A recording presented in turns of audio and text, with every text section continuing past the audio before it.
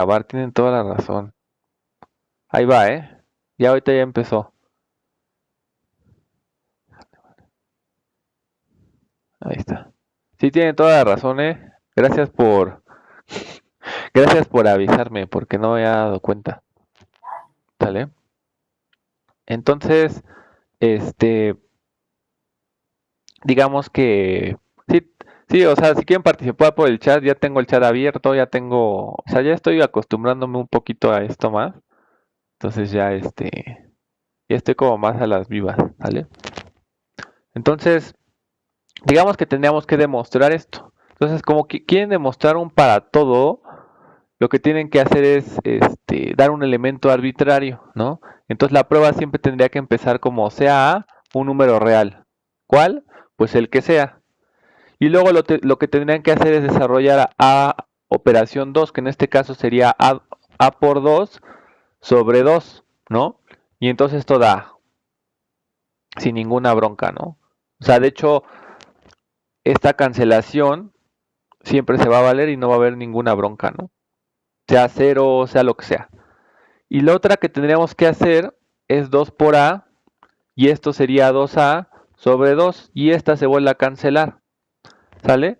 Entonces, de hecho, por lo tanto, A operado con 2 es igual a A, y esto es igual a 2 por A, ¿sale? Y de hecho lo probamos para cualquier A que nosotros tomamos, ¿no? Entonces, por lo tanto, ¿no?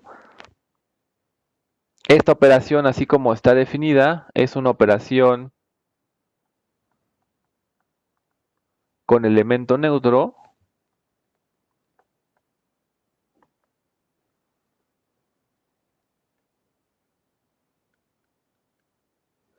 y el neutro es 2, ¿no?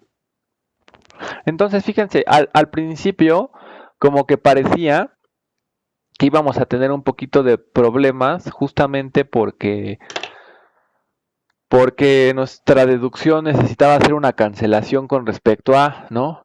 Pero al final ese caso también cumple, ¿no? O sea, si ese caso lo ves por individual, pues 0 por 2 es igual a 0 y 2 por 0 es igual a 0, ¿no? Entonces ese caso, aunque en la deducción sí necesites como suponer que A es distinto de 0, al final no importó, ¿no? O sea, al final tal vez se cumple de manera independiente, pero no importó, ¿sale? Entonces, esta operación que definimos sí tiene un elemento neutro y el elemento neutro cambió, ¿no? Porque el elemento neutro de la multiplicación pues era 1, ¿no? Entonces ya si alguien aquí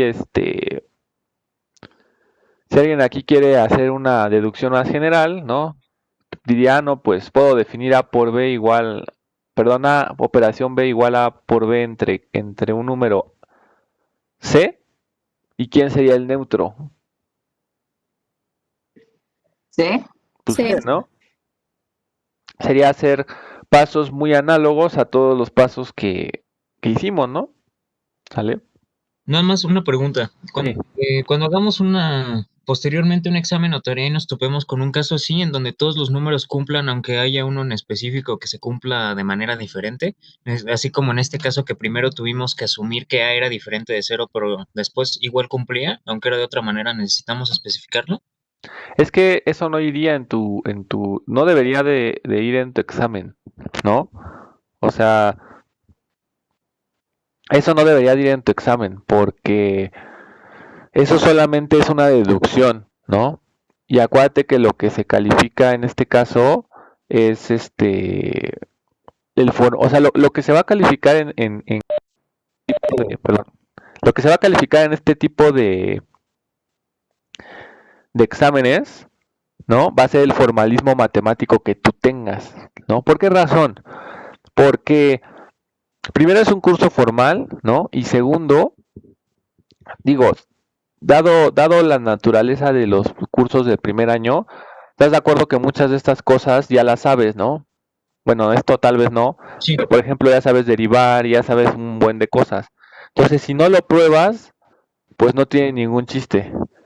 Entonces, por eso está como encaminado a que lo que importa es la prueba. En este caso, lo que tú tendrías que poner, ¿no? En un parcial, es esto.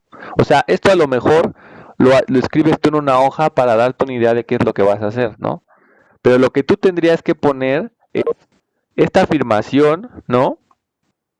Poner que es igual a 2, ¿sale? Plantearlo de esta manera y si te das cuenta en la prueba, en ningún momento me sale que tengo que suponer que es distinto de 0, ¿no? Y entonces ya acabé. Entonces, si tú en un examen pusieras la prueba así y pusieras este desarrollo, pues no hay ningún problema en ese sentido, ¿estás de acuerdo? Sí, sí. O sea, la deducción nos ayuda más o menos a darnos una idea de qué es lo que vamos a hacer. La Exacto. Cuando entremos, por ejemplo, al tema de límites, vamos a meternos con una definición de epsilon y deltas, ¿no? Que va a ser como su Biblia un ratito. Hagan de cuenta que uno da la epsilon y tiene que encontrar una delta en función de esa epsilon, que a lo mejor es sacar la raíz de epsilon, dividirla entre quién sabe qué, multiplicarla por quién sabe qué. Entonces, para poder determinar ese valor se necesitan hacer cuentitas, ¿no? Y entonces haces como una deducción y dices, ah, pues sea delta igual a quién sabe qué, ¿no? O sea, pero pues la das así muy arbitrariamente en la prueba. Pero obviamente para poderla encontrar necesitas hacer un desarrollo. Eso te digo, esos desarrollos regularmente pues se hacen aparte, ustedes lo tienen que hacer aparte para encontrar el valor y ya cuando tienen el valor simplemente lo ponen y pues si lo calcularon bien, su prueba solita va a salir, ¿no? Porque ya saben qué es a lo qué es a lo que están buscando. Pero sí, en realidad esa deducción solamente debe de ser como ayuda para ustedes para que puedan darse cuenta. Bueno, no, B es diferente. Bueno, aquí hay una pregunta que me están haciendo que si B es igual a E y es igual a 2. No, o sea, si se dan cuenta aquí B, o sea, cuando yo opero, tengo mis dos elementos A y B. B lo único que denota es el segundo elemento que me voy a tomar, ¿no? Y E es un elemento que es adicional, ¿no? O sea, A, B y E de entrada tendrían que ser, o sea, pueden ser iguales, ¿no? Pero me están representando cosas distintas, ¿sale? Entonces, a ver, ya no entren a temas de problemas por esa definición de epsilon y deltas, pero sí un poquito la van a tener que aprender. Lo que sí es, no tanto es aprendérsela, sino saber en el fondo qué diablo significa eso, ¿no? Porque si nada más se la aprenden, pues es como bla, bla, bla, bla, ¿no? Más bien tienen que entender por qué la definieron de esa manera, ¿no? Y por qué funciona de esa forma. Pero eso ya lo haremos cuando lleguemos a esa parte, ¿sale? Entonces vamos a seguir, digo, ya sabemos que es una operación, ya sabemos que es una operación binaria, ya sabemos que es una operación asociativa y ya sabemos que es una operación con elemento neutro, ¿de acuerdo? Entonces, vamos bien, digo, ya más o menos tenemos varias propiedades de la estructura de los números reales, ¿no? O de anillos, ¿no? Pero no me voy a meter en eso. Entonces, elementos inversos para una operación. Eso es lo siguiente que vamos a ver, ¿no?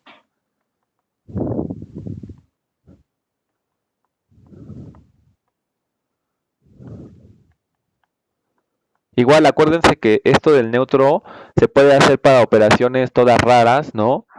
Como tablas como la que definimos la vez pasada, ¿no? O sea, todo eso tiene sentido, ¿sale? Entonces, ¿cómo va esta definición? Entonces voy a empezar. Sea asterisco de A cruz a una operación. De hecho, aquí ya estoy poniendo que esto es una operación cerrada, ¿vale? Lo estoy poniendo, tal vez soy muy redundante, porque lo estoy poniendo tanto en la forma vista como función, y aparte lo estoy poniendo con palabras, entonces, pero bueno, yo en un curso de primer semestre vale más la pena ser redundante que omitir algunas cosas, ¿no? Entonces voy a tomar una operación cerrada con elemento neutro, ¿sale? O sea, para poder hablar de la existencia de inversos, necesito ya estar pensando que mi operación sí tiene un elemento neutro. Si mi operación no tiene un elemento neutro, ni siquiera tiene sentido que yo me pregunte por los inversos, ¿de acuerdo? Entonces ya empiezo con mi operación y entonces se dice que la operación tiene inverso y yo le pondré inversos porque son muchos, ¿no? Entonces, a ver, se dice que la operación tiene inversos. Creo que inversos suena mejor. Y ahorita van a ver por qué. Si para cada elemento de A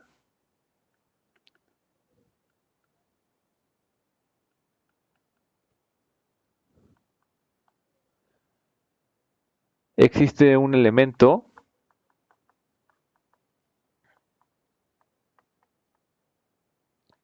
¿sale? En este caso, este elemento le vamos a llamar A inversa, ¿no?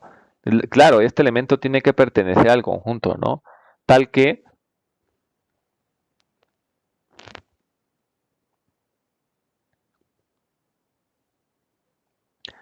A por A la menos 1 es igual a la menos 1 por A, y esto es igual a 1. Igual a 1, ¿eh? Igual al neutro. Es un poquito la costumbre de los neutros que ya conocemos, ¿no? ¿Sale? No tiene que ser distinto de cero el. Creo que no. Bueno, entonces, aunque sí debería de ser, ¿no? Ok.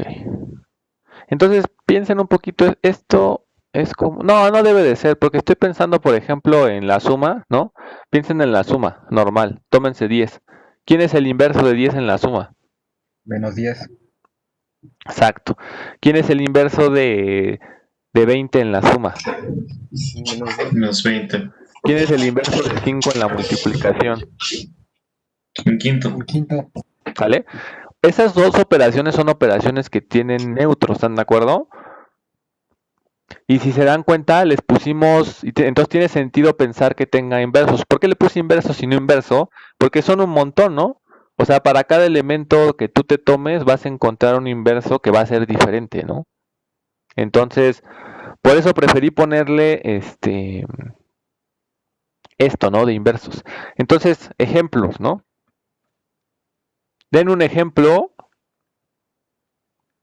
Ahora vamos a usar el poder de la participación ahora sí, ¿no?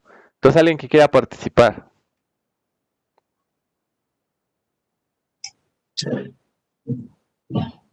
¿Nadie? A ver, Daniela, ¿no? Un ejemplo de una función que sí, de una operación que tenga inversos.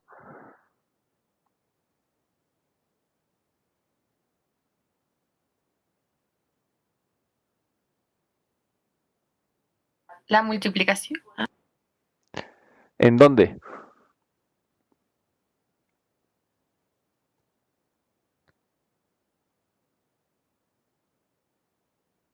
La multiplicación en dónde. Hasta acuérdate que formalmente tienes que definir un conjunto A, ¿no? Y como me estás diciendo que la multiplicación, pues yo estoy entendiendo que A por A operado con B es AB, ¿no? Pero ¿en dónde?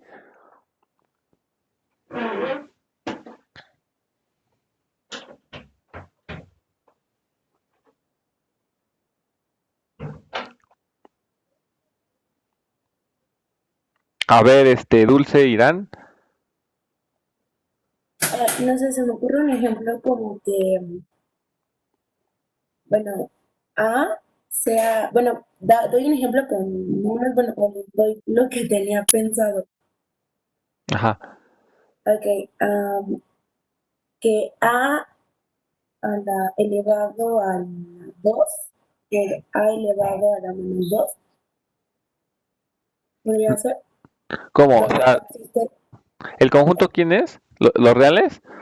ajá, A existe en los reales y sería que a elevado a la 1 por a elevado a la, a elevado a la 2 por a elevado a la menos 2 quedaría a la 2 sobre a la 2 y daría 1. ¿Así es tu operación? Pero Ajá. ahí ve que tiene que ver con... mm, No, porque, por ejemplo, si esa fuera tu operación, estás diciendo que todos van a ir a dar al uno, ¿no? Entonces, por ejemplo, si yo me tomo A igual a 3, pues ya fue, ¿no? Bueno, Esto fue lo es que que entendí. sí funcionaría si el uno fuera tu neutro, ¿no? O sea, aquí estás pensando un poquito que el uno es el neutro de la multiplicación, ¿no?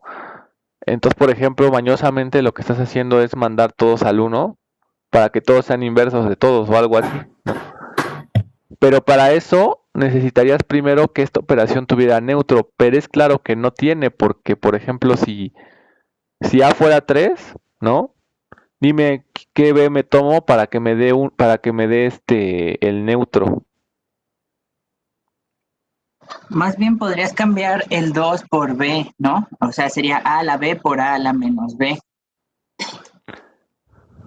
A ver, no entendí eso, pero a ver, déjame ver.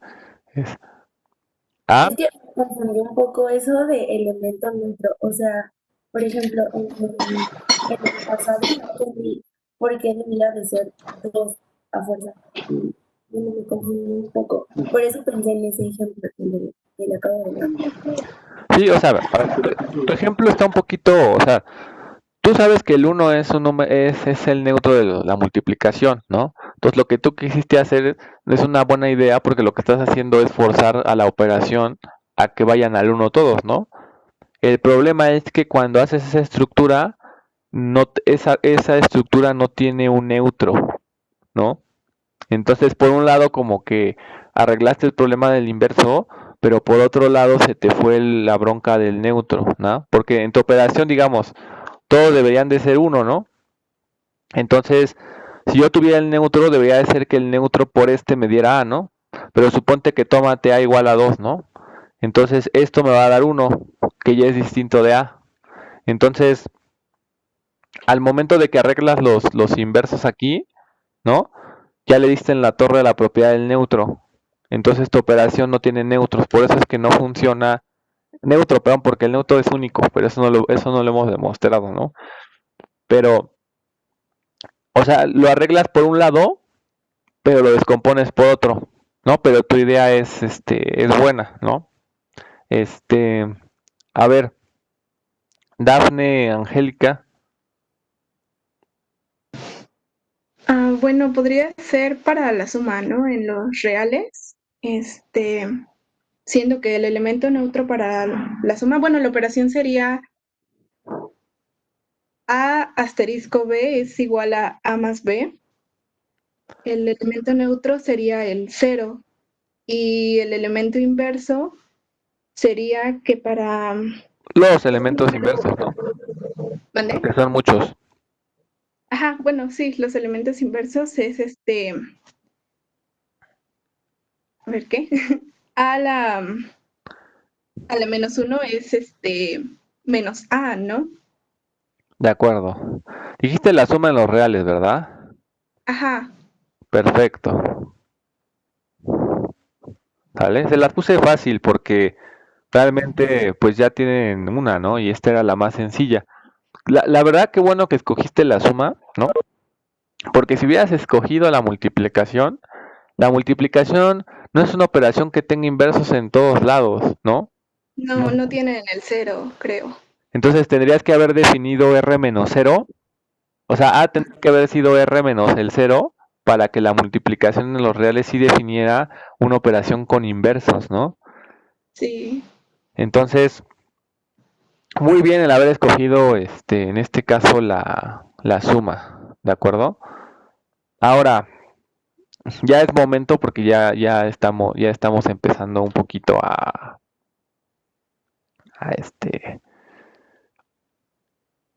estamos agarrando un poquito de, de vuelo. Entonces la tarea moral es encontrar una operación que no tenga inversos, que sí tenga neutro, o sea, porque si no, no tiene chiste, pero que no tenga inversos. Basta que no tenga, como queramos. que no tenga inversos para uno, ¿no? ¿La podemos definir como queramos? Excepto, sí, vamos a poner que no sea, ¿no? Porque si no, ya les dije una, ¿no? Que no sea A igual a R menos el 0. Con la multiplicación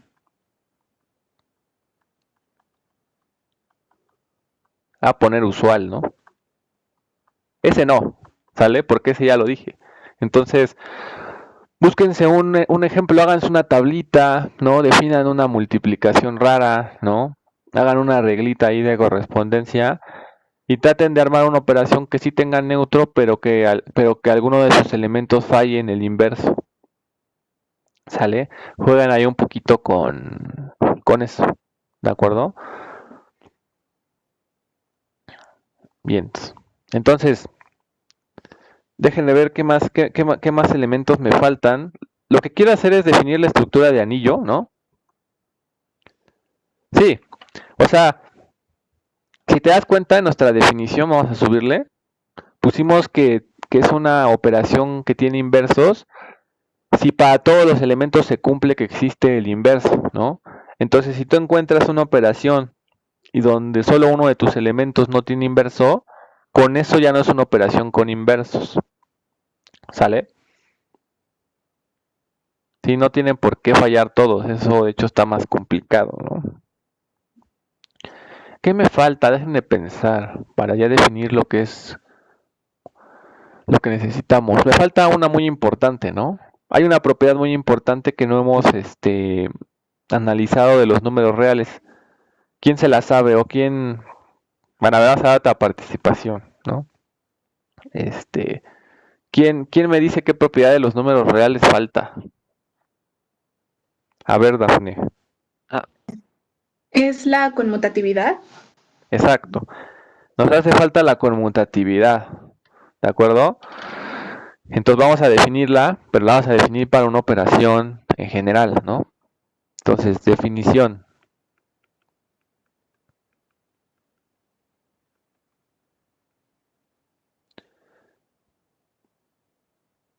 Entonces, sea, vamos a empezar asterisco de A cruza a una operación cerrada. Decimos que asterisco es una operación conmutativa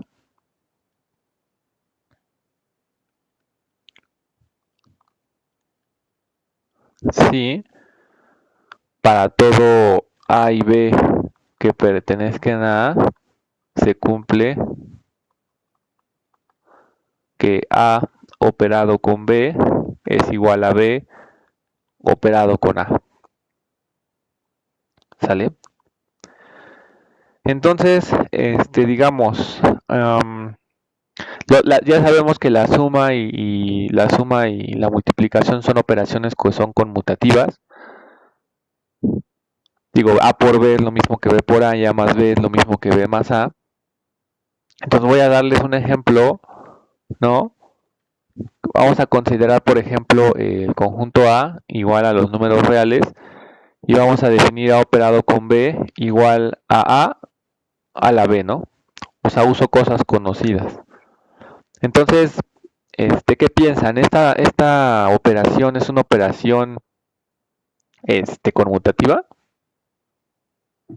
No. ¿Cómo lo probarías? Un contraejemplo.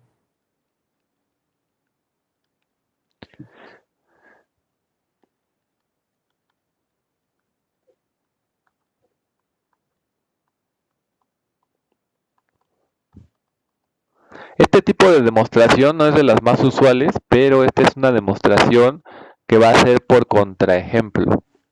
La voy a tratar de meterles ya un poquito del formalismo, ¿no? Y cada vez que digamos algo lo vamos a tener que probar y vamos a decir cómo lo vamos a probar, ¿de acuerdo? Entonces, en este caso su compañero me está diciendo que vamos a hacerlo por contraejemplo. Este tipo de pruebas por contraejemplo es cuando se tiene que cumplir para todo, ¿no? Entonces damos un caso particular donde no se cumpla y eso es suficiente para demostrar que no es válido, ¿no? ¿Sale? Entonces, a ver, dame qué valores me das para que esto no me salga. Que A sea igual a 2 y que B sea igual a 3. Bueno, igual a 4. Borrador grande. B igual a 4. Bien. Entonces, fíjense qué es lo que pasa, ¿no? Yo hago 2 operado con 4, ¿no? Y entonces esto me da, según mi fórmula, 2 a la 4, que eso es 16, ¿no? ¿Vale? Pero ahí sí se cumple, ¿no?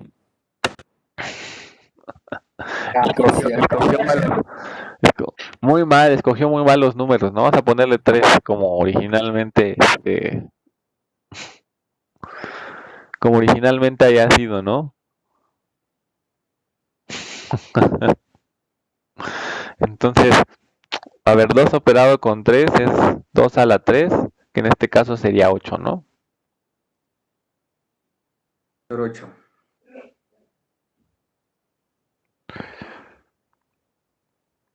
Y el otro sería 3 operado con 2, que en este caso sería 3 al cuadrado, que es 9, ¿no? Entonces, en este caso, estamos llegando a que 2 por 3 es distinto de 3 por 2, ¿no? Entonces, justamente el ejemplo que estamos dando es, si tú te tomas A igual a 2 y B igual a 3, entonces no se cumple, ¿no? ¿Sí se dan cuenta? Entonces, por lo tanto, ya probamos lo que queríamos, ¿no? Esta operación no es conmutativa.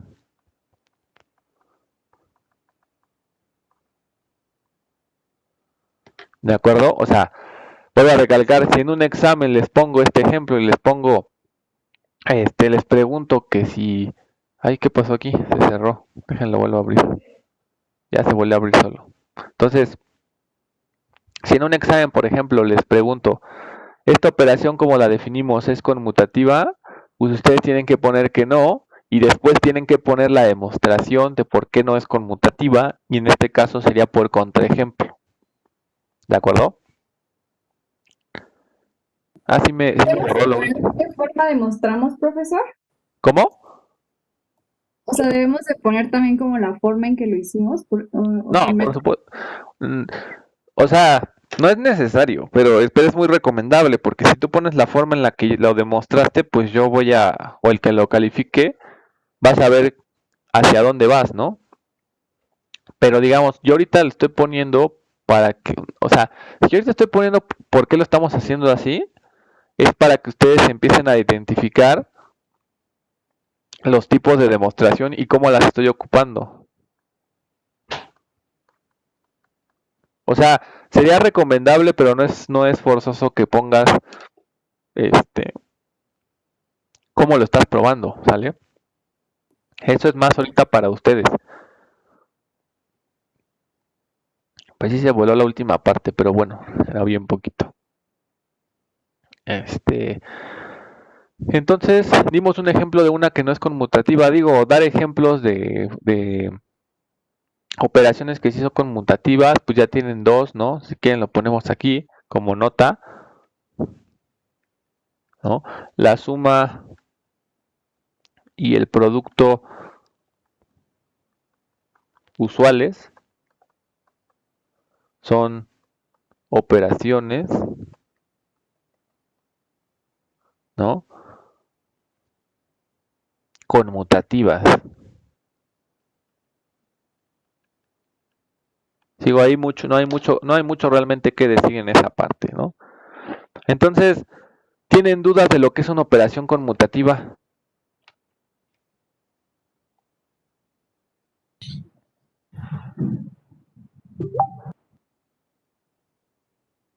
No. Vamos a ver un ejemplo. Sí, dígame. ¿Alguien habló? Ah, no, dije que no. Ah, ok. Está bien. Excelente. Vamos a ver un ejemplo un poquito más, digamos, mejor, ¿no? No se espanten, pero vamos a tomar que A sea el conjunto R3, ¿sale? Cuando pongo que A es R3 es porque estamos hablando de 3 dimensiones, ¿no? O sea, cuando ustedes hacen R2, dibujan un plano cartesiano. Cuando se piensa en R3, estás dibujando el espacio como tal, ¿no? Y entonces, digo, ahorita apenas están empezando, ¿no? Pero en su curso de Geometría Analítica 1 van a ver que R3 es el producto, bueno, primero este es el producto cartesiano de 3 veces R, ¿no? Y esto son las tercias A, B y C, tales que A, B y C están en R, ¿sale?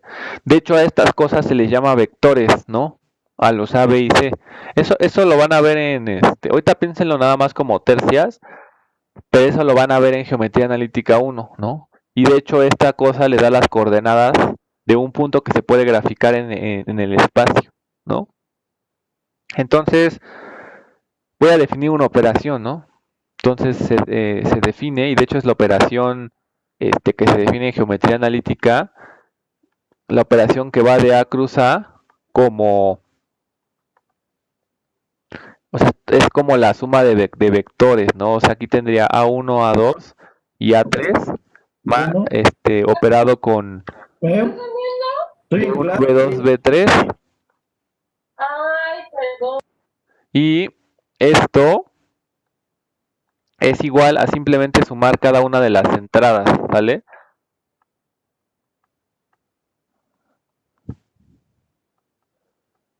Así se define la suma en vectores, ¿no? O sea, tú puedes sumar vectores, que en realidad es una operación, ¿no?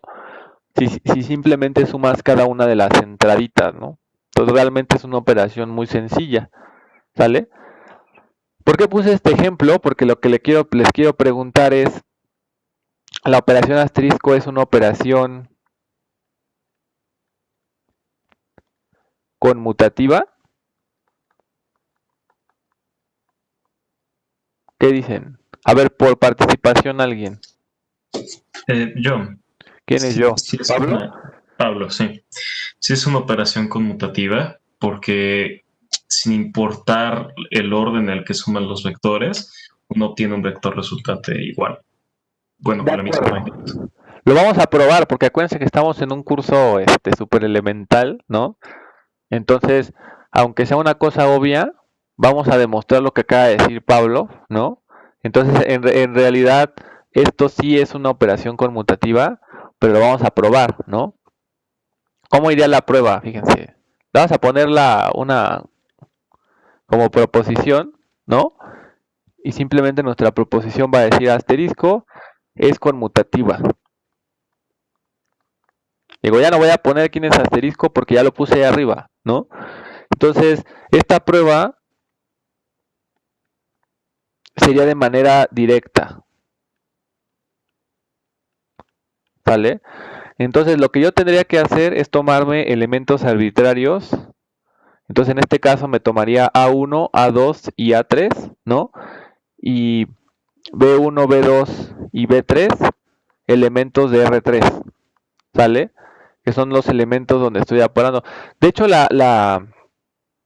si se dan cuenta, la operación esta tiene dominio en R6, ¿no?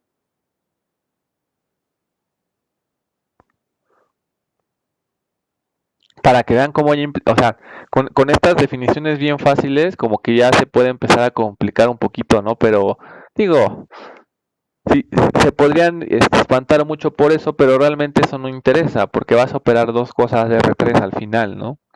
Entonces, me tomo dos elementos de R3, ¿no? Y entonces no me voy tanto con eso, lo que tendría que hacer es simplemente operarlos, ¿no? Lo opero con B1, B2 y B3, ¿no? Y según la operación que nosotros definimos, esto es la tercia A1 más A2, coma B1 más B2, coma... Ay, no, aquí ya me equivoqué, ¿no? Espérenme, lo hice mal. O sea, es primera con primera, segunda con segunda y tercera con tercera. No sé ahí qué estaba pensando. Entonces esta es A1 más B1, coma A2 más B2, coma A3 más B3, ¿no? ¿Sale? Y entonces, fíjense, así como está al principio, pues está un poquito como difícil porque pues son tercias, ¿no? Pero ya cuando lo traducimos así, es una tercia donde cada entrada es la suma usual, ¿no? Y la suma usual, nosotros sí sabemos que es conmutativa, ¿no? Entonces sumar A1 con B1 es lo mismo que sumar B1 con A1, ¿no? Y esto es lo mismo que B2 con A2, y esto es lo mismo que B3 con A3, ¿sale? Pero si se dan cuenta, eso justamente es la definición de haber hecho B1, B2, B3 y haberlo operado con A1, A2 y A3, ¿no? Entonces, digo, por lo tanto, ya después no voy a escribir tanto ahorita porque digamos que es importante que empiecen a identificar todos los elementos, ¿no? Para que después ya ustedes puedan probar las cosas sin ningún problema, ¿sale? Esto es lo que probamos, ¿no? Para todo A1, A2, A3, B1, B2, B3, que pertenecen a R3, ¿no? O sea, para cualquiera dos elementos demostré que los puedo cambiar de lugar, ¿no? Entonces, por lo tanto, esta operación asterisco es una operación,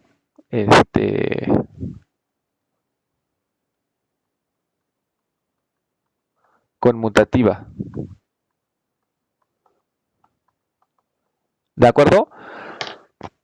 Ahora, les voy a hacer una pregunta, ¿de acuerdo? ¿Ustedes creen que, o sea, aquí yo definí tercias en R3, ¿no? Que en realidad después les van a decir que son vectores, ¿no? En el espacio. ¿Ustedes creen que si aquí en vez de ponerle 3 le hubiera puesto n, se complica la demostración o la operación realmente?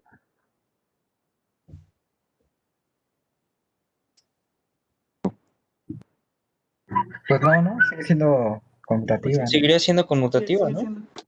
Exacto. Entonces realmente lo que probamos aquí es que la operación de suma de vectores es conmutativa.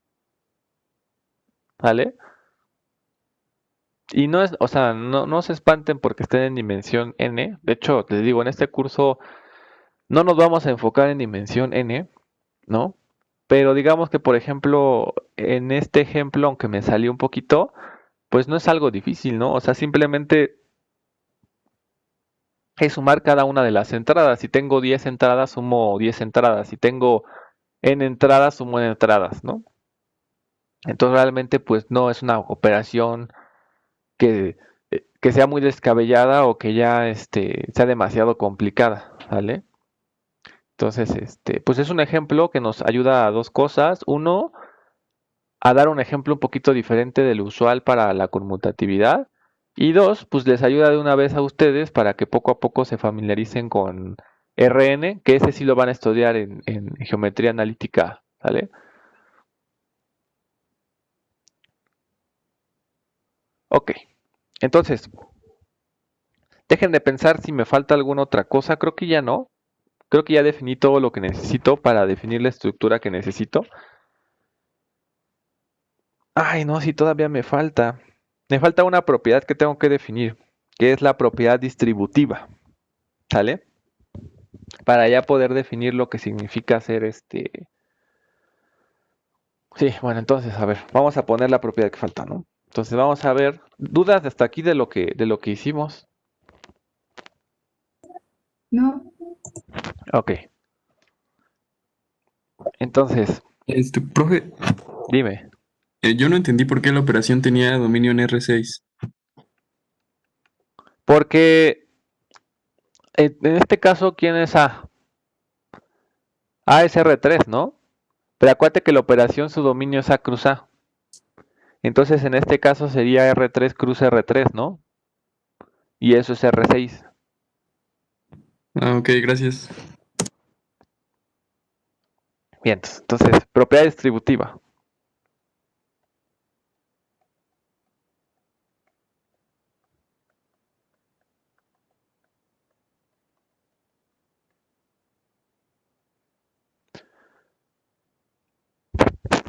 Entonces, fíjense.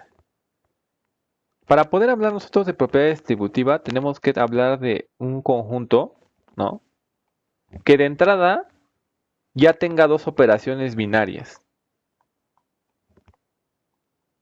O sea, para poder hablar del concepto de distributividad, por fuerzas tenemos que ya tener dos operaciones, ¿de acuerdo?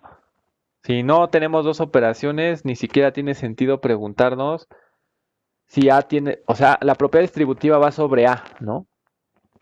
Pero va sobre un tipo, o sea, no sobre cualquier conjunto, sino un conjunto que ya tenga dos operaciones, ¿de acuerdo? Entonces, si no tienen eso, ni siquiera tiene sentido preguntarse si el conjunto tiene la propiedad distributiva, ¿de acuerdo? En este caso, vamos a denotar las operaciones como asterisco y a la otra le vamos a poner gato, ¿no? Nada más por simple notación, ¿sale? Entonces, se dice que la operación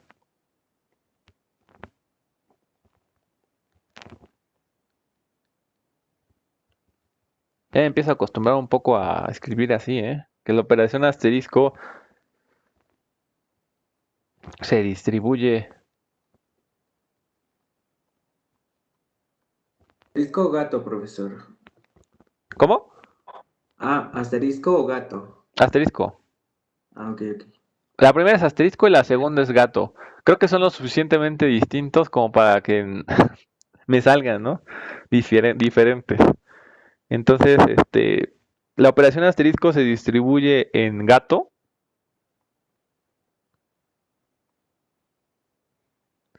Si para cualesquiera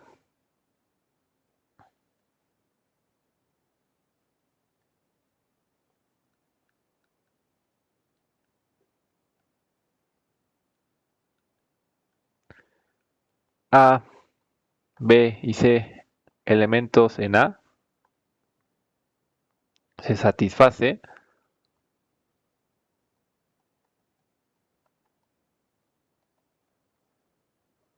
que A asterisco con B gato C.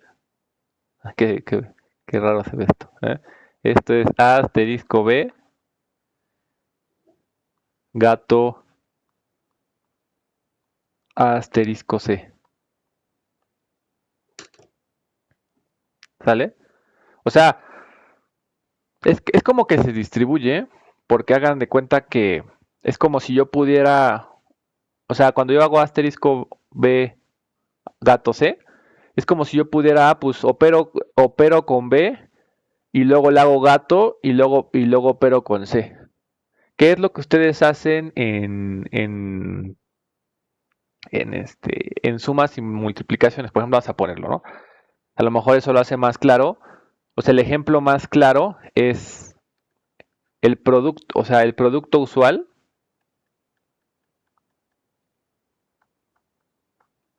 se distribuye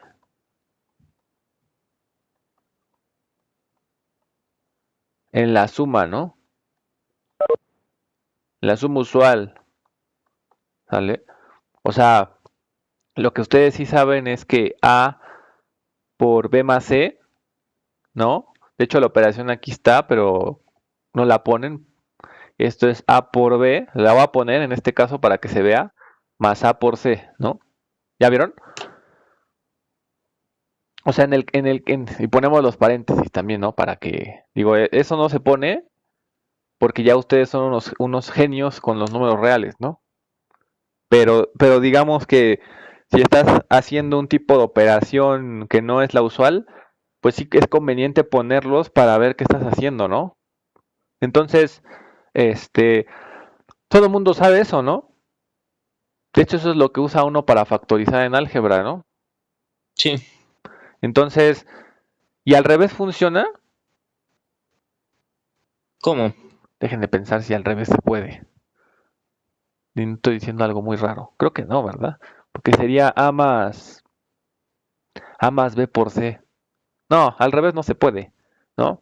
O sea, que la suma usual se distribuye en el producto. No, eso no se puede, ¿sale? Lo que sí tenemos es que el producto se distribuye en la suma.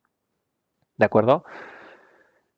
Entonces, ¿para qué vimos esta definición? Pues simplemente para ver que esta propiedad distributiva de los números reales, obviamente, viene de esta definición general para un conjunto con dos operaciones cerradas, ¿no? O binarias. ¿Sale? Entonces, tarea moral, ¿no? Digo, para que ustedes también practiquen un poco, es la tarea moral, hay que definir A con dos operaciones cerradas, ¿no? Y ver que una no se distribuye en la otra, ¿no? No se vale tomar la que ya dije, ¿no?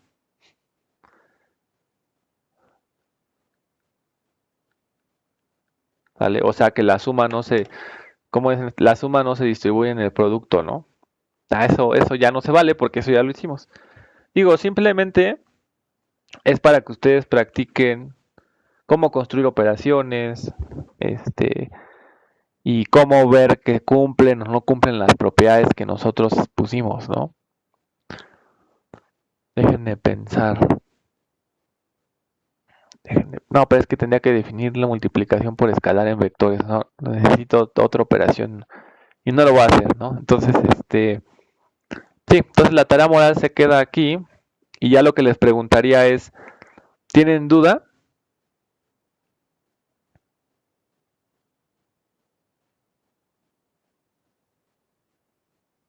Ok, ¿sale? Voy a dar una definición, ¿no? A continuación, que va a ser un poquito más general que la definición de R, pero digamos, si se dan cuenta, todas las definiciones que hemos dado para operaciones son un poquito, no tanto, o sea, son un poquito más general que las propiedades de los reales, ¿no? Entonces, si yo ahorita me hubiera aventado todo este choro, ¿no? Y voy a dar las propiedades de los reales, me quedaría un poco corto, ¿no? Porque, digo, ¿para qué hice todo esto si al final solamente me voy a fijar en los reales, ¿no? O sea, como que sí debería dar una definición un poquito más general y luego ya decir que los reales cumplen esa definición. ¿De acuerdo? Entonces, lo que vamos a definir, ¿no? Es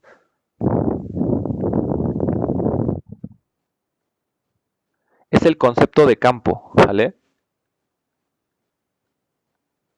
O sea, la estructura que nos interesa de los números reales justamente es una estructura que tiene que ver con un campo, ¿sale?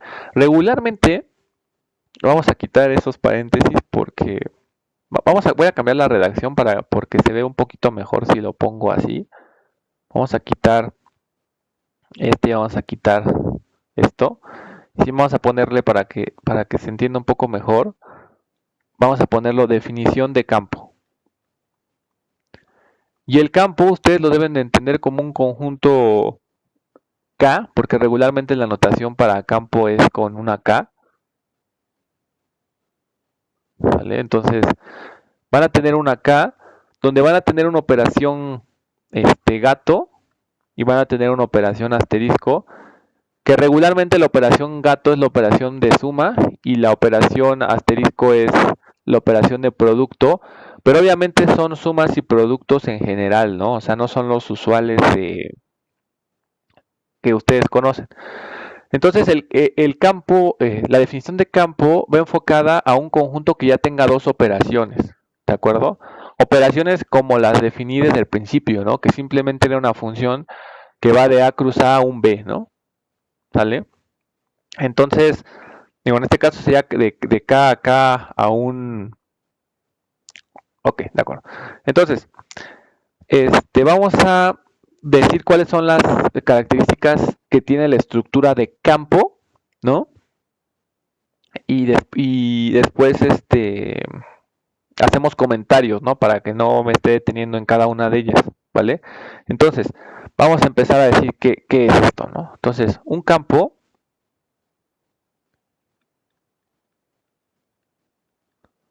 es un conjunto K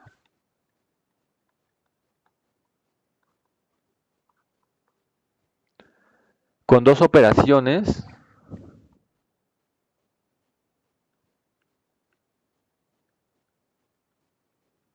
en este caso las operaciones son vamos a ponerle con dos operaciones que ya las dijimos cuáles serán, que son gato, ¿no? Y asterisco, que satisfacen un montón de cosas, ¿no? Ahorita las vas a poner.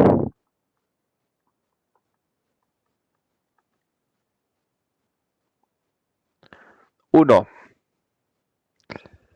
Entonces, la llamada suma, como les decía,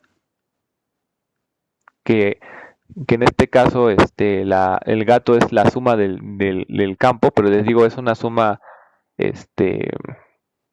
muy en general, ¿no? Va a cumplir y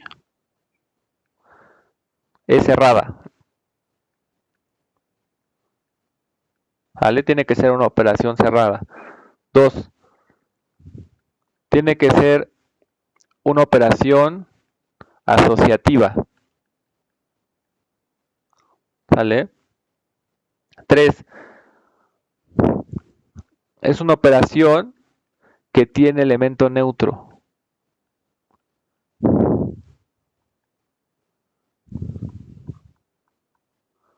¿Vale? 4. Es una operación que tiene inversos. ¿Vale? 5. Es una operación que es conmutativa.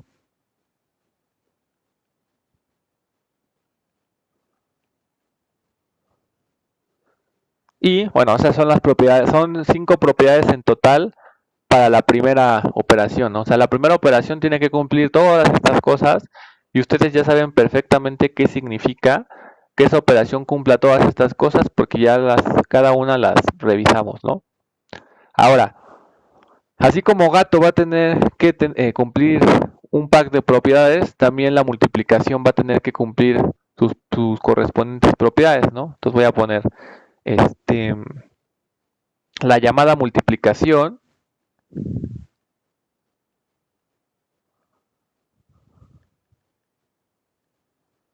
que en este caso la multiplicación va a ser asterisco, ¿no? Va a cumplir igual varias cosas que vamos a enlistar aquí. Entonces, vamos a seguir a conservar en el listado de la otra, ¿no? Pero nada más para que...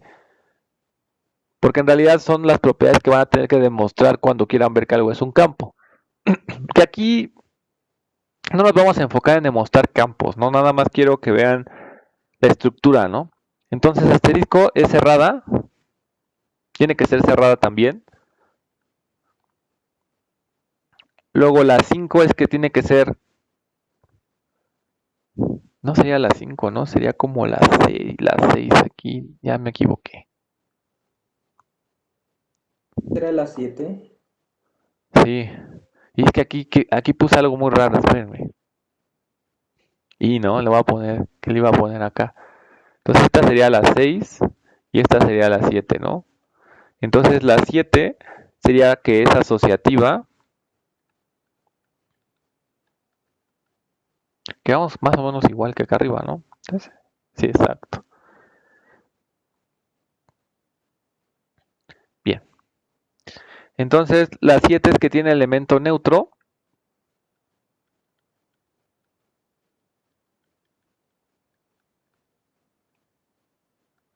Hasta ahí creo que vamos iguales, no sé si se dan cuenta. Sí. O sea, lo mismo que le pedimos a la suma, se lo pedimos al producto. Aquí es donde es la sutil diferencia. Y esta sutil diferencia viene pues de que los reales no lo cumplen, ¿no? Ahorita les digo cuál es, ¿no? Entonces, 1x, ¿no? En este caso. Entonces, todo elemento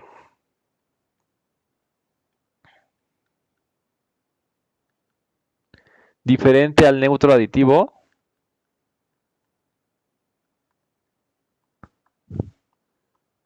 el neutro aditivo es el neutro de gato, ¿eh? Si se dan cuenta, decimos que gato tiene que tener neutro, ¿no? Entonces, con eso nos referimos al neutro aditivo. Este tiene inverso. Si se dan cuenta, en vez de poner que tiene inversos, puse casi eso, ¿no? O sea, dije que tiene inversos excepto el 0, ¿no? ¿Por qué? Porque justamente, como le ya habíamos comentado, el producto no tiene o sea, si tomamos el producto y tomamos todos los reales, no tiene un inverso porque si yo hago, o sea, ¿cuál es el problemático ahí? Es el 0, ¿no? Sí, o sea, por ejemplo, si yo me tomo el 0, díganme un número que cuando yo multiplico el 0 me dé 1. Ningún número. No, Entonces, justamente como el producto tiene ese problema, ¿no? Entonces, se tiene que quitar el caso cuando es neutro aditivo, ¿no? Y por eso es que esta cuarta propiedad no dice tiene inversos. O sea, sí hay que hacer esa pequeña, aclaración en esta parte, ¿no? ¿Y eso por qué se hace? Pues para que funcione bien la estructura de campo, ¿no? Si en la multiplicativa no hacemos esto, pues no generaliza los reales como nosotros quisiéramos, ¿vale? Digo, ya sería ¿qué propiedad toca la X? ¿Y aquí por qué le puse X? Y estoy bien loco. Bueno, a ver. Entonces ya sigue la propiedad número 10. Y la propiedad número 10 es que la multiplicación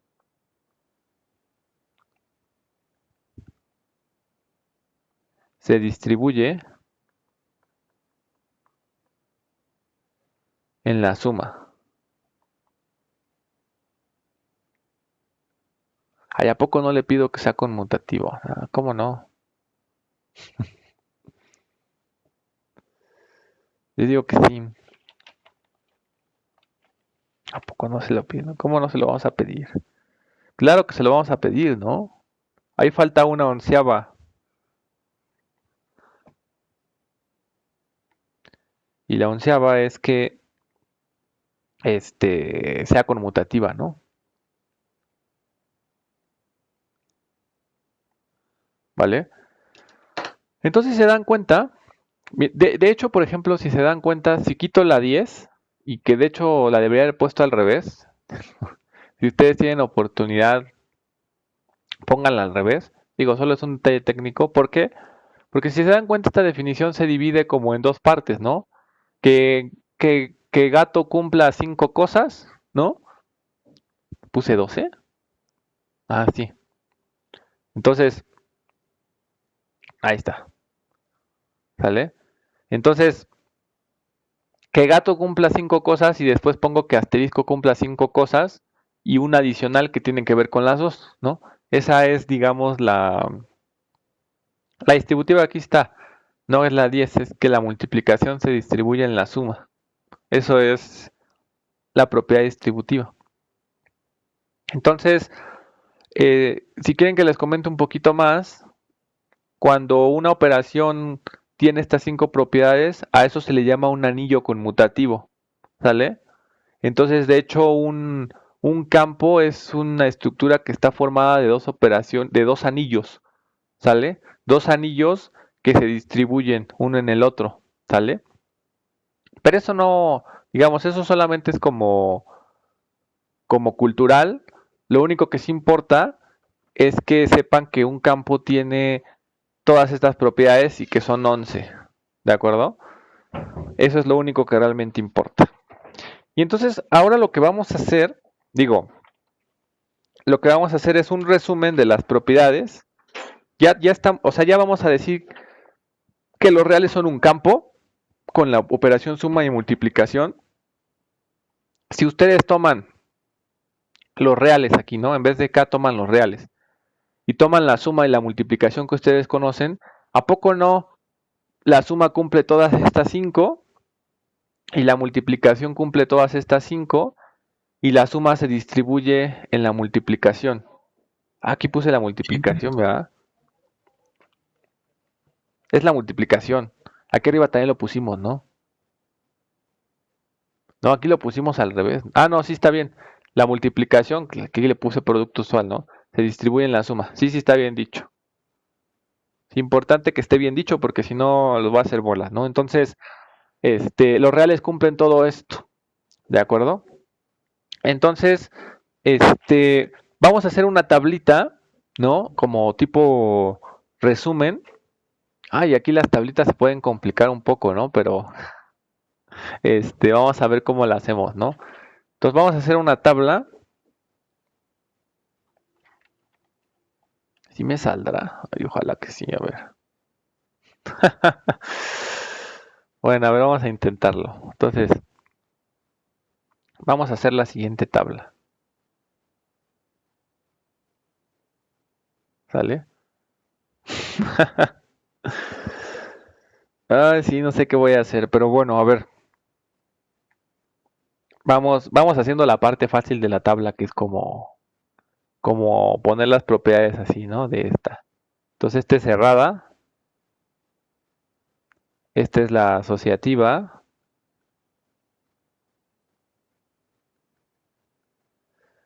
Luego es el neutro.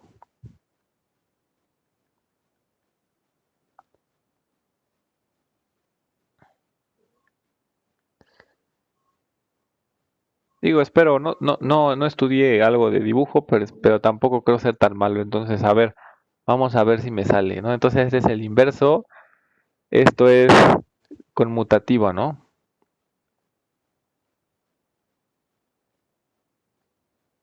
Ay, pero creo que el apunte se puede extender mucho hacia acá, ¿no? Ah, pero quién sabe cómo salga en el PDF. Entonces voy a tratar de que no se extienda tanto, ¿no? Híjole, aquí. Sí, le voy a tener que insertar la línea recta. A ver, espérenme, porque ya esto ya se me abre. No me deja agarrarla, ahí está. Entonces vamos a poner una línea aquí, ¿vale? Y de este lado, lo que van a ir son los conjuntos más conocidos, ¿no? En este caso, por ejemplo, son los naturales, ¿no?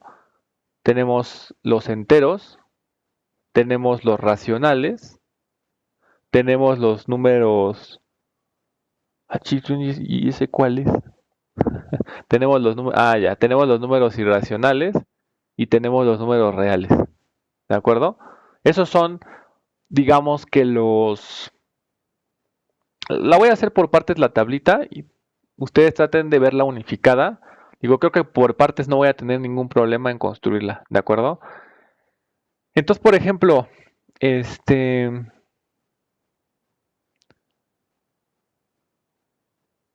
ya, ok, de acuerdo. Entonces ahí les dan mis preguntas, ¿de acuerdo? Vamos a pensar todos en lo mismo. Estamos pensando en suma y producto usual, ¿de acuerdo? Lo único que va a cambiar es el conjunto en el cual vamos a tomar los elementos, ¿de acuerdo? Entonces, vamos a ponerle una paloma si se cumple, le vamos a poner un tache si se cumple, ¿de acuerdo? Suma de números naturales es un natural. Sí. Sí. Entonces aquí va una paloma. ¿Suma de números enteros es un entero? Sí. Sí. Sí. ¿Suma de racionales y irracionales es un racional? Sí. ¿Suma de irracional con irracional es un irracional? No. Piénselo muy fácil. Tómense raíz de 2 y súmenle menos raíz de 2. ¿Qué les da? 0, ¿no? Y el 0 no es un irracional, ¿de acuerdo? ¿Suma de números reales es real? Sí. Sí. ¿Qué es lo que voy? ¿Por qué quiero hacer todas estas palomas? Quiero ver quién sí es un campo, ¿de acuerdo? Entonces, asociativa. ¿Los naturales son asociativos? Sí. Z es asociativo, sí. Q es asociativo, sí. I es asociativo, sí. Y R es asociativo. ¿De acuerdo todos? Sí. Luego, neutro. El neutro es el 0, ¿no? Entonces sí va a existir de hecho en todos porque todos lo tienen, ¿no? No, no es cierto. El 0 es un natural, es un entero y es... Ah, bueno. No, acuérdense que en este curso, y tengo que ser consistente, en este curso el 0 no es un natural, ¿de acuerdo? Por conveniencia, nada más, ¿vale? O sea, no crean que creo que el 0 no lo tiene, realmente sí creo que lo tiene, pero por conveniencia para este curso vamos a suponer que los naturales no tienen al 0. Entonces en ese caso, los naturales no tienen propiedad del neutro. Los enteros sí, los racionales sí, los irracionales pues no la van a tener porque el 0 no es un irracional y los reales sí la van a tener. ¿De acuerdo? Ahora vámonos con la propiedad del inverso. ¿Los naturales tienen la propiedad del inverso? 35, 40 pesos. Sí. No. No tienen. Por ejemplo, si yo me tomo el 1, es verdad, el 1 no es mal ejemplo, el 5, el 1/5 no es un natural, ¿no? Sería el menos 5, ¿no? En la suma. Ajá, sí. Tienes toda la razón. Ay, sí, estoy pensando. Sí. O sea, si yo me tomo el 5, el menos 5 no es un natural, es un entero. Ajá. Entonces ya fue. Entonces, para todos los demás, para Z sí va a cumplir, para Q sí va a cumplir, para I. Para ese quedaría el ejemplo de 1/5, ¿no? ¿Para quién? Pero 1/5 no es irracional. Ah, Pero pues sí no, tienen. pero Sí Uno tiene. es irracional, ¿no? Sí tienen. Porque si tú tomas un irracional Pi menos pi, ¿no? O y sea, lo multiplicas por un menos 1, eso sigue siendo un irracional. ¿Sí? O sea, si tú tienes raíz de 2, por ejemplo, que es muy común que en el examen se pregunte que raíz de 2 es un irracional, ¿no? Si le haces menos raíz de 2, eso sigue siendo un irracional, ¿no? Entonces ahí no le va a afectar en este caso. Y los reales, digamos que también van a cumplir. seguiría siendo un irracional.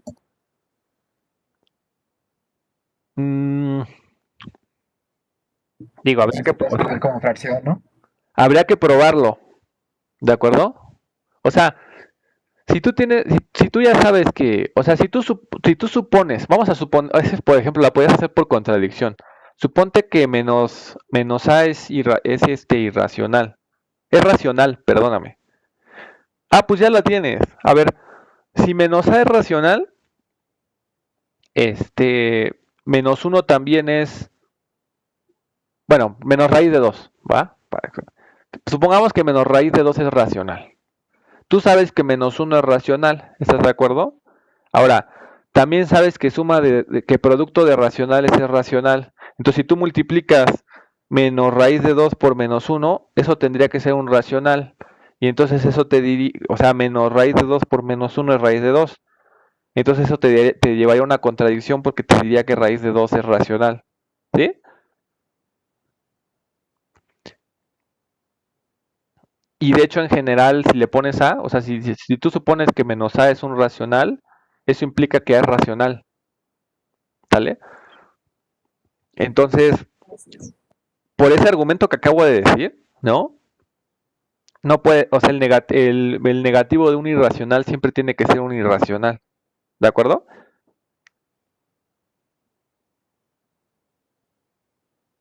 ¿O no los convencí? Pero es que no se supone que raíz de 2 menos raíz de 2 es 0. Sí. Y el 0 entonces es irracional o como. Es que no lo entendí. Ah, No, es que estamos hablando del inverso, no del neutro.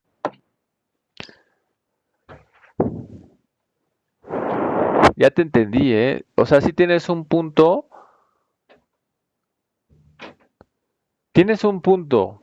O sea, sí hay inversos como tal, pero también tienes un punto en el sentido de que para poder definir una operación con inversos, necesitas tener un elemento neutro. Déjame pensar.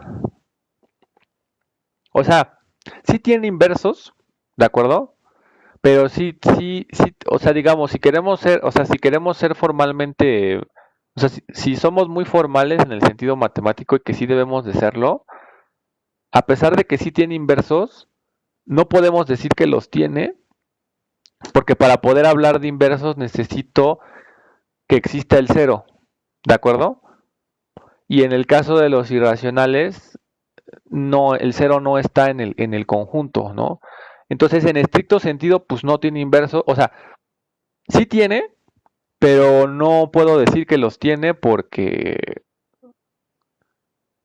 digamos que no tiene neutro. Sí, o sea, en muy sentido formal sí tendría que ponerle tache, ¿de acuerdo?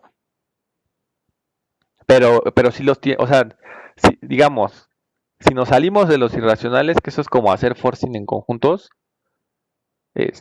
sí lo tiene realmente, ¿no? Pero no lo podemos poner porque nosotros estamos construyendo esta tabla suponiendo que solamente existe ese conjunto, ¿no? Entonces, no lo podemos poner. Tiene razón. O sea, aunque existan los inversos, el hecho de que no tenga neutro no me permite ponerle la paloma.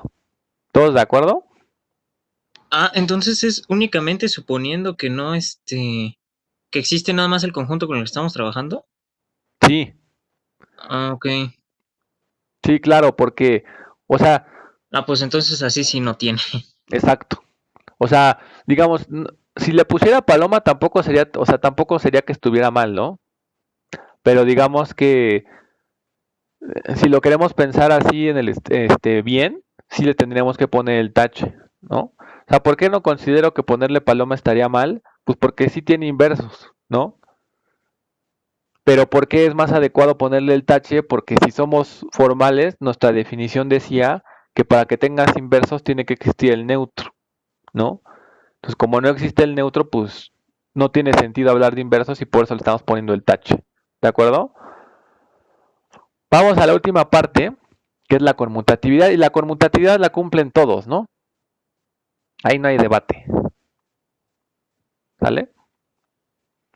Entonces, por ejemplo, aquí estamos viendo que los que tienen chance de ser campos hasta ahorita son Z, Q y R. ¿De acuerdo? Los demás ya quedaron descartados de que puedan ser un campo. Ahora, la siguiente tabla, pues es contra el producto, ¿no? Y en el producto me voy a preguntar cosas muy parecidas, como por ejemplo, cerrada, ¿no? Asociativa,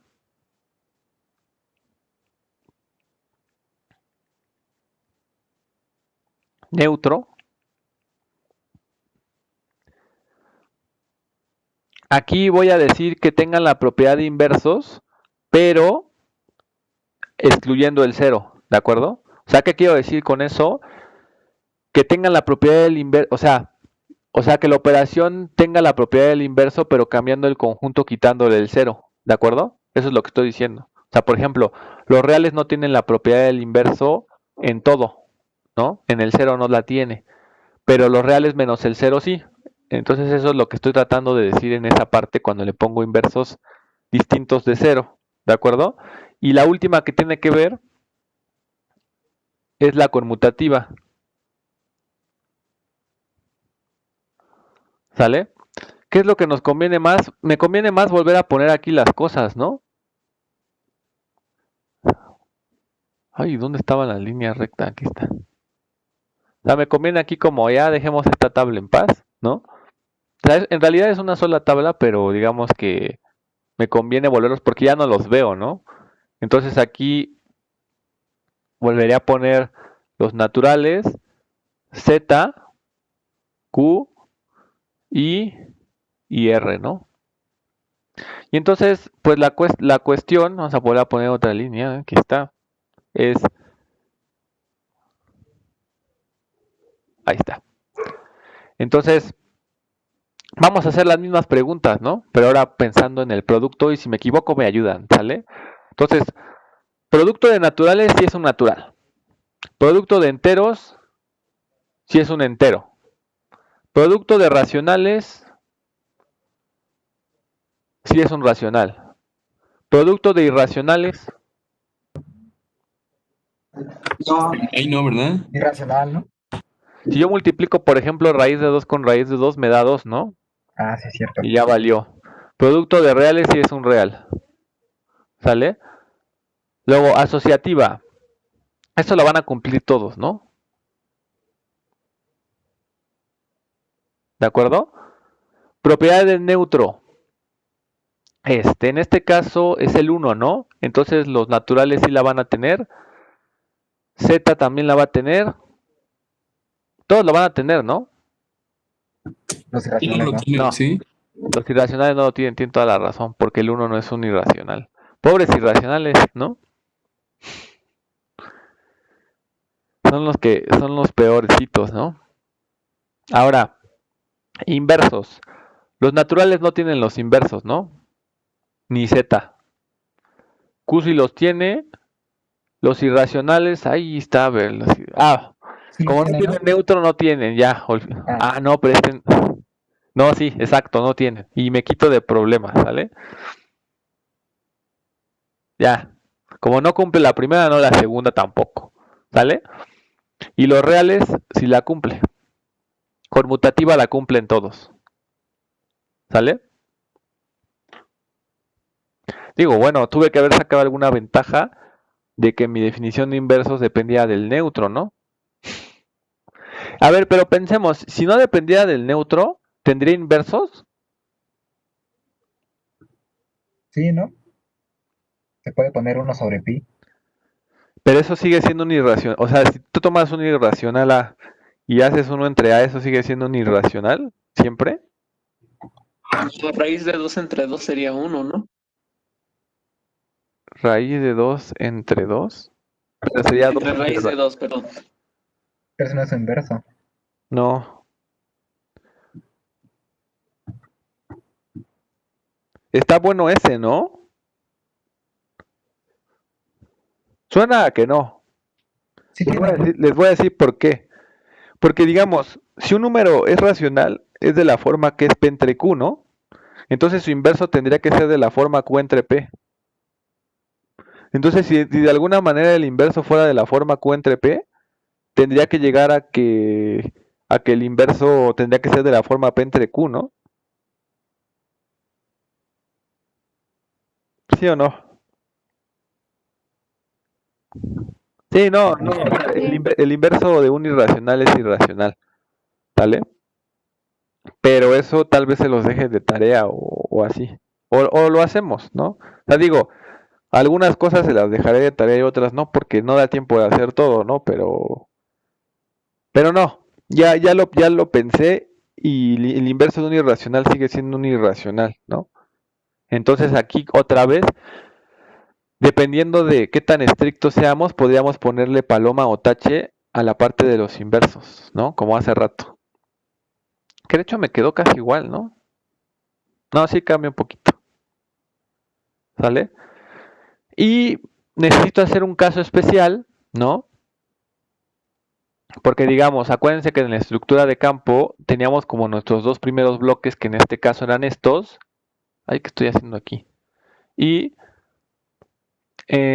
tenía aparte otra propiedad, ¿no? Y la otra propiedad es la propiedad que tiene que ver con ambas, ¿no? Con la suma y el producto.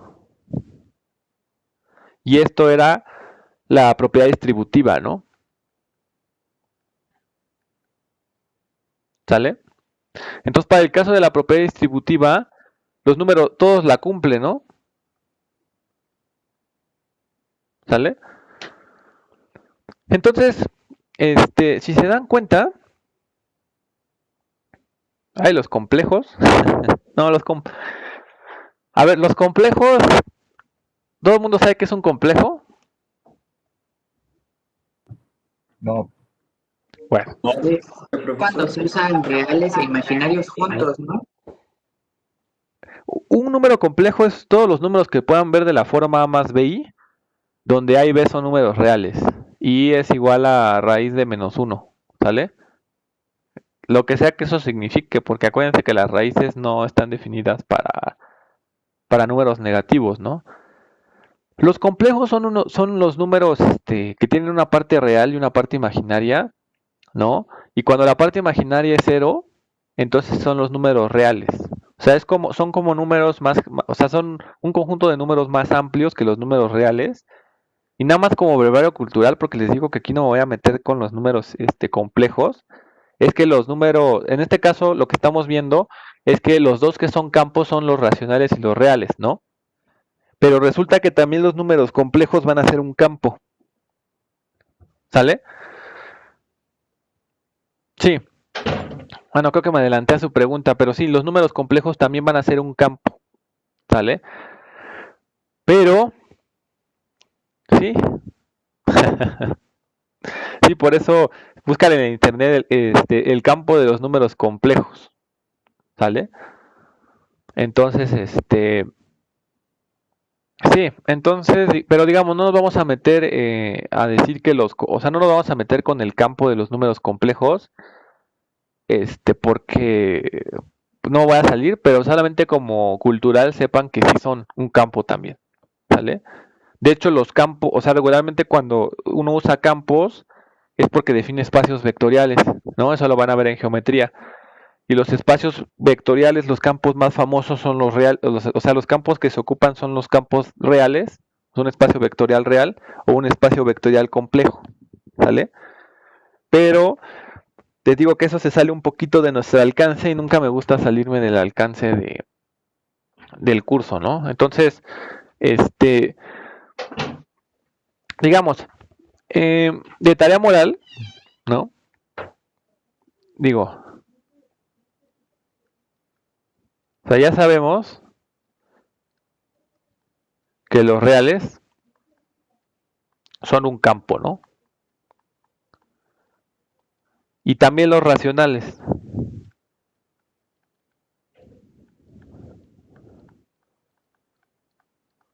¿Sale? Entonces la tarea moral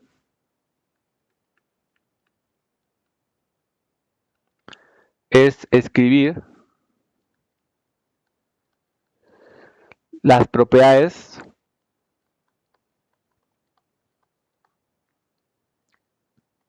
de los reales de manera completa, visto como campo. O sea, eso les puede ayudar para que vean en detalle las propiedades. ¿Qué estoy pidiendo? O sea, lo que estoy pidiendo es, por ejemplo, la primera es para todo A más B, para todo AB que pertenezca a R, eso implica que A más B pertenece a R, ¿no? Que sería como decir que son suma. Esa es la forma completa de ponerlo, ¿no?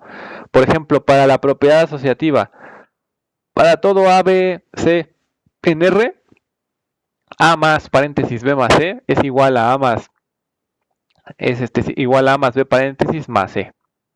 Sí se entiende, ¿no? O sea, digamos, la lista de propiedades así, ya, o sea, ya particularizadas con los reales, ¿no? De todo lo que significa ser un campo. ¿Por qué? Porque esas propiedades, fíjense, y lo voy a decir así, para efectos de este curso,